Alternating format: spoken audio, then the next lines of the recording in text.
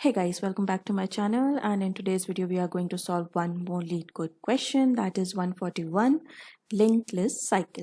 So this is an easy question and it's quite a popular one because it's been asked by multiple companies in their interviews and even the most liked one as well. One of the most liked ones, not the most liked one, but yeah, one of the most liked ones. So in this question, we are given a head of a linked list and we have to determine if the linked list has a cycle in it or not. So we simply have to check if the cycle is there in the linked list, then we have to return true, else we have to return false. So firstly, we'll try to understand what approach we are going to follow to detect a cycle in a linked list, and then after that we are going to code this whole solution using two programming languages, that is Python and Ruby. So let's directly jump to the explanation part and let's see how we can solve this question. So we'll understand using this example. So there is an algorithm with which we are going to solve this question.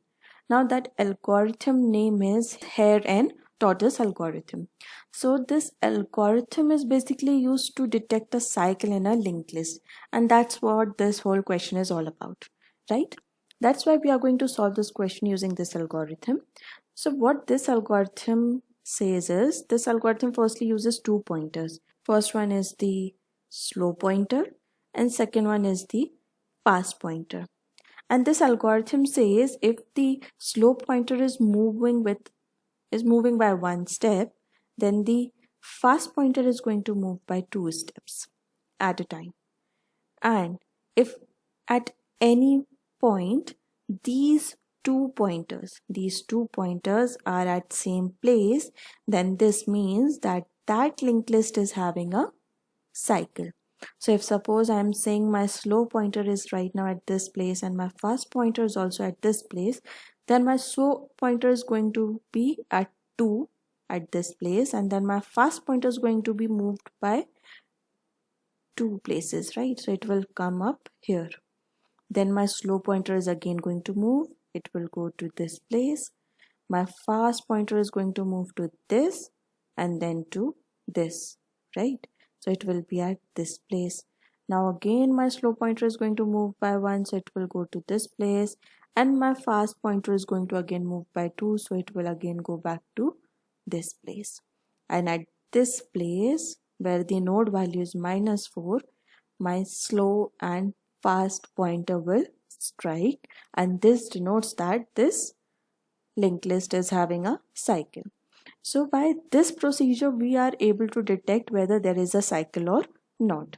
And that's what this whole question is all about. So this was the whole algorithm where we used only two pointers, that is slow and fast.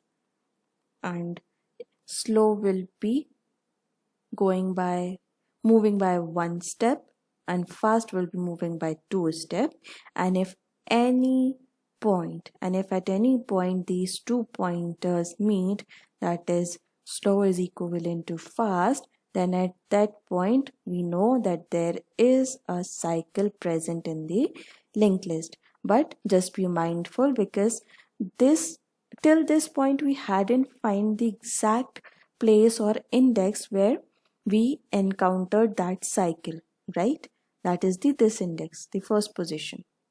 But to this point where we only checked whether the pointers are getting the same values or are at same place or not, we only detected the cycle. So we can further move this algorithm and try to calculate the position, but that is not a part of this question. So for now, let's simply avoid that part of this algorithm. I will create a separate video for this algorithm in which we will use that part as well, where we will be detecting the index or the position of the node where we encountered this cycle. But for this solution, let's try to solve this question using this part of this algorithm. So firstly, let's try to code the Python code. So firstly, let's create our two pointers, that is slow and fast. At first, both will be having the same value, that is head, and then we will run our loop till fast and fast dot next. If this condition is satisfied, then what we are saying, update our pointers, that is slow is equals to slow dot next, and fast is equals to fast dot next dot next. Then what we are saying, check if slow is equivalent to fast, then return true, else if we step out of this loop, then return false. This is the whole question for the Python solution. Let's run this and then we will submit this. So let's submit this. Okay, we can see this is working. So now let's jump to the Ruby solution. So let's define our 2 pointers in Ruby as well. That is, first is slow, then the next one is fast. Fast is also equivalent to head. Then what we are saying, we are saying while, okay, rather than using fast, I had wrote fat. So while we are saying fast and fast dot next. My bad that we are writing code in Ruby and I wrote and, because in Ruby we write and in this way, and whenever we define a loop we add a end of it. Like for function as well we added the end, right? So for loops as well we will do the same thing, and for if else condition as well. So inside this, what we were doing in the Python solution, we were updating our pointers, that is slow is going to be slow dot next.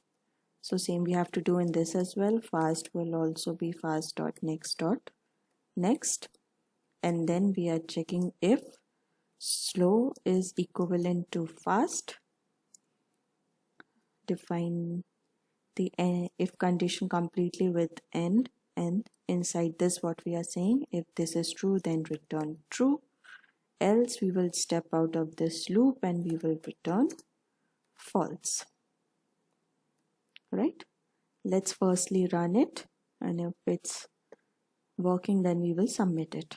Okay, let's submit this. So I hope that this video was helpful for you all, and let me know what do you all think about this approach where we are solving this using 2 programming languages, or especially Ruby programming language, where we are not only solving it using Ruby but also while I'm solving I'm trying to explain you how we write code in Ruby. And to be honest, I'm a Python developer and right now I am also learning Ruby, and as a Python developer I can see a lot of similarities when I'm writing code.